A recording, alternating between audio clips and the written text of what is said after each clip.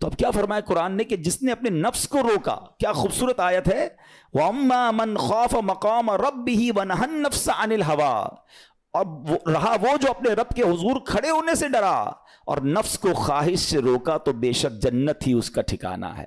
اور ایک اور جگہ کمال سے فرمایا وَلِمَنْ خَافَ مَقَامَ رَبِّهِ جَنَّتَانِ، مبارک ہو ان کو جو اللہ سے ڈرتے ہیں نا، صبر کرتے ہیں، گناہ نہیں کرتے، رک جاتے ہیں۔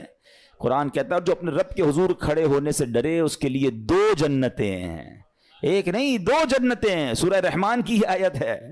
تو پتہ چلا کہ نفس کو روکنا یہ آسان بھی نہیں ہے، ہاں دل بہت چاہتا ہے، مگر یہ صبر جو ہے نا، ان اللہ مع الصابرین کا جو معراج ہے، جو ٹاپ آف دا لسٹ صبر ہے، وہ یہ صبر ہے۔ اچھا اب آتے ہیں ایک اور صبر کی صورت کہ اب آپ کو کسی نے غصہ دلا دیا، برا بھلا کہا، یا آپ کے مزاج کے خلاف بات ہو گئی، اب آپ نے روکنا ہے اپنے آپ کو، اب غصے کا اظہار نہیں کرنا، لڑائی نہیں کرنی، گالی کا جواب گالی، اینٹ کا جواب پتھر، انگریزی کا مقولہ ہے نا ٹٹ فار ٹیٹ، جیسے کو تیسا نہیں، یہ ہماری شریعت ہمیں نہیں سکھاتی۔ اچھا آج کل کسی کو کہو نا یار آپ کیوں یار لڑائی کر رہے ہیں، بھائی میں جواب نہ دوں تو لوگ سمجھیں گے کمزور آدمی ہوں، مجھے اپنا روب بھی تو رکھنا ہے، میں بھی تو پتہ چلے کون ہوں، اپنا بتاؤں تو صحیح کون ہوں۔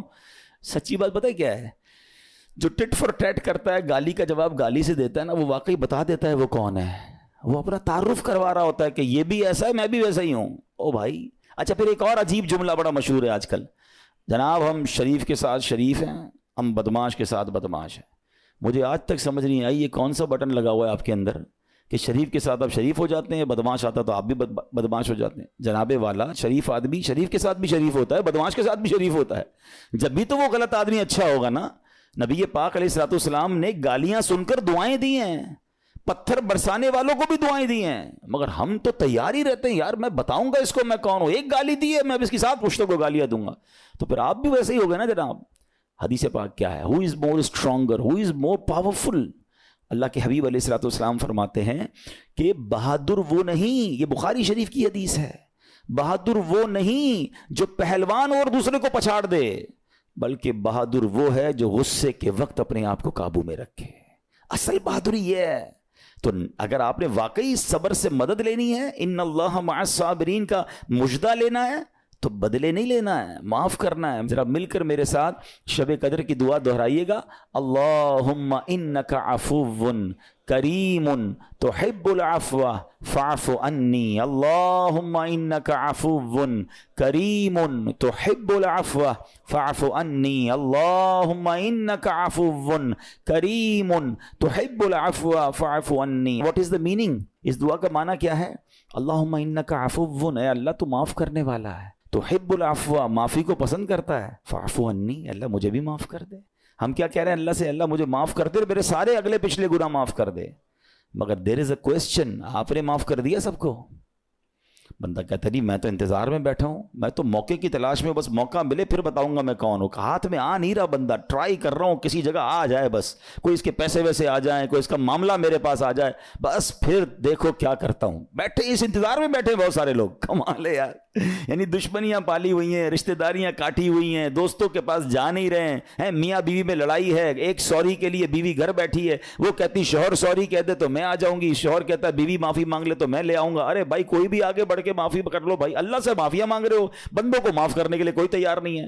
مجھے خود بتائے نا یہ کیسی دعا ہے کہ اے اللہ تو مجھے معاف کر دے، میں نے کسی کو معاف نہیں کرنا، یہ بنتی ہے دعا؟ اللہ سے پتہ ہے کیا کہیں، اے اللہ میں نے بندہ ہو کر تیرے سارے بندوں کو معاف کر دیا ہے، تو سب سے بڑا معاف کرنے والا ہے نا، اللہ تو بھی مجھے معاف کر دے۔ Look at the way to talk, یہ مزہ ہے نا بات کرنے کا، پھر دعا کرنے کا لطف بھی آئے گا آپ کو۔ تو دشمنیاں نہ رکھیں، غصے پر قابو پائیں، معاف کریں۔ ایک حدیث سن لیجئے، لرزا دیتی ہے، ڈرا دیتی ہے۔ اللہ کے نبی علیہ الصلوۃ والسلام فرماتے ہیں جو رحم نہیں کرتا اس پر رحم نہیں کیا جاتا، حدیث کا خلاصہ ہے، اور جو معاف نہیں کرتا اسے معاف نہیں کیا جاتا۔ اب بتائیے ہم معاف کرتے ہیں، ہم رحم کرتے ہیں؟ ہم کہتے ہیں اللہ ہم پر رحم کرے، ہم کسی پر رحم نہ کریں، نہیں ہوگا رحم۔ پہلے اپنے اندر تو لائیے یہ باتیں، اب ایک آیت سنیے گا، اس کے تحت ایک واقعہ اور پھر میں بیان کو کنکلوڈ کرتا ہوں۔ اللہ کریم ارشاد فرماتا ہے الذین ينفقون فی السراء والضراء والکاظمین الغیظ والعافین عن الناس واللہ یحب المحسنین۔ قرآن میں رب فرماتا ہے وہ جو خوشحالی اور تنگ دستی میں اللہ کی راہ میں خرچ کرتے ہیں۔ یہ بڑی خوبصورت بات ہے، یہ غریب اسلامی بھائیوں کے لیے بھی مدنی پھول ہے۔ امیر تو خرچ کرتا ہے نارملی، غریب خرچ نہیں کرتا اللہ کی راہ میں۔ ہمارے قبلہ مفتی قاسم صاحب نے تفسیر قرآن صراط الجنان میں ایک بڑی پیاری بات لکھی۔ آپ کہتے ہیں پوری دنیا کے امیروں کا سروے کر لینا، ان کی جو پیسے بڑھنے کی ایک وجہ یہ بھی ہوتی ہے کہ وہ کہیں نہ کہیں چیریٹی کر رہے ہوتے ہیں، مدد کر رہے ہوتے ہیں، وہ مدد اور وہ نیکی ان کے پیسے بڑھا رہی ہوتی ہے۔ اور پوری دنیا کے غریبوں کا سروے کریں تو ان میں سے بڑی تعداد وہ جو خرچ ہی نہیں کرتی اللہ کی راہ میں، کہتے ہیں ہم کیا خرچ کریں، ہم تو غریب ہیں، ہم پر لوگ خرچ کریں۔ میں آپ کو فارمولہ دے رہا ہوں اور یہ قرآن سے دے رہا ہوں، جو تنگی میں بھی اللہ کی راہ میں خرچ کرتے ہیں، جو خوشحالی میں بھی خرچ کرتے ہیں۔ آپ تنگی میں آپ روپیہ خرچ کریں، یہ نہیں کہتے آپ 10,000 روپے خرچ کریں، جتنی آپ کی حیثیت۔ یہ کاروبار ہے، آپ 1 روپیہ دیں گے اور آئے گا، آپ 10 روپے دیں گے اور آپ کسی نہ کسی نیکی کے کام میں خرچ کرتے رہیں، آپ غربت سے باہر آ جائیں گے۔ If you want to take out yourself from that problem، آپ آئیں اللہ کی راہ میں خرچ کرنا شروع کریں۔ قرآن کہہ رہا ہے کہ جو تنگی اور خوشحالی میں اللہ کی راہ میں خرچ کرتے ہیں۔ اور اگلا پارٹ کتنا خوبصورت ہے، فرمایا والکاظمین الغیظ والعافین عن الناس، فرمایا اور غصہ پینے والے اور لوگوں سے درگزر کرنے والے۔ انعام کیا ہے؟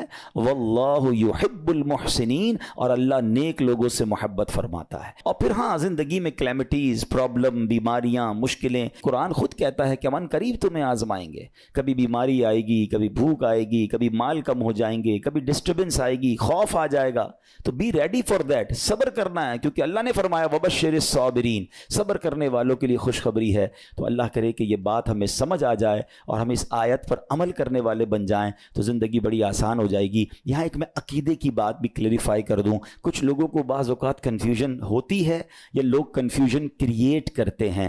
مجھے ایک بات بتائیے گا کہ اللہ کیا کہہ رہا ہے، وَاسْتَعِينُوا بِالصَّبْرِ وَالصَّلَاةِ، اے ایمان والو صبر سے اور نماز سے مدد چاہو۔ کیا صبر اور نماز خدا ہیں؟ بتائیے، نہیں ہے نا، اللہ تو نہیں ہے، ہم صبر اور نماز کی عبادت تو نہیں کرتے۔ تو جب قرآن کہہ رہا ہے کہ صبر اور نماز سے مدد مانگو، تو غیر اللہ سے مدد مانگنے کا درس تو ہمیں قرآن دے رہا ہے۔ تو اس کا مطلب یہ ہوا کہ اللہ کے سوا کسی چیز سے یا کسی شخصیت سے مدد لینے کا مقصد یہ نہیں ہوتا کہ ہم اس کی عبادت کر رہے ہیں۔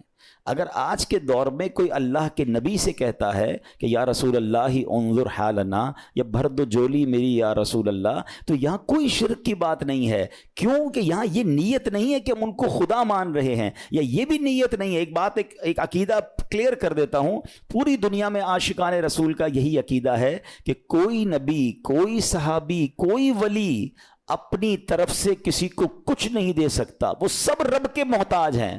اللہ کسی کا محتاج نہیں ہے، جو اللہ کا ہے وہ اس کا اپنا ہے۔ ہاں اللہ نے اپنے مخصوص بندوں کو کچھ عطائیں کی ہوئی ہیں، کچھ پاورز دیے ہوئے ہیں، وہ اللہ کی عطا سے اگر کسی کو تقسیم کرتے ہیں تو اس میں کوئی پرابلم نہیں ہے۔ قرآن کہہ رہا ہے اے ایمان والو صبر اور نماز سے مدد چاہو۔ یہاں ایک اور بات سمجھنی ہے، دنیاوی طور پہ بھی کیا ہوتا ہے کہ آپ کوئی باس ہوتا ہے اپنے کسی مینیجر کو پاور آف اٹارنی دے دیتا ہے کہ یہ تمہارے پاس اس پراپرٹی کا پاور ہے، تمہارے پاس فلاں چیز کا پاور ہے، وہ اس پاور کے بہاف پر وہ کام کر دیتا ہے، مگر کوئی یہ نہیں کہتا کہ he is the owner, actually he have attorney, he have power of attorney. بالکل ہمارا بھی عقیدہ یہ ہے کہ اللہ نے اپنے کچھ مخصوص بندوں کو، اپنے پیاروں کو کچھ اختیارات عطا فرمائے ہیں، اور جب وہ ان اختیارات پر عمل کرتے ہیں تو ایکچولی وہ اللہ ہی کی عطا ہے۔ ہاں دنیا میں اگر کوئی یہ سمجھتا ہے کہ کوئی شخصیت یا کوئی بزرگ یا کوئی اللہ والے اپنی طرف سے دیتے ہیں، رب کا اس میں کوئی دخل نہیں، تو یہ شرک ہے، یہ بات درست نہیں ہے۔ ہمارا سب کا عقیدہ یہ ہے کہ جو کچھ دنیا میں اگر کسی ولی، نبی، صحابی کے پاس ہے وہ رب کا دیا ہوا ہے، رب کی عطا ہے، رب ان کو دیتا ہے، رب کو کوئی نہیں دیتا، رب کے پاس جو کچھ ہے وہ اس کا اپنا ہے۔ تو یہ کانسیپٹ بھی کلیئر ہوتا ہے قرآن پاک کی اس آیت سے۔ اللہ کریم سے دعا کرتے ہیں رب کریم ہم سب کی حاضری کو اپنی بارگاہ میں قبول فرمائے۔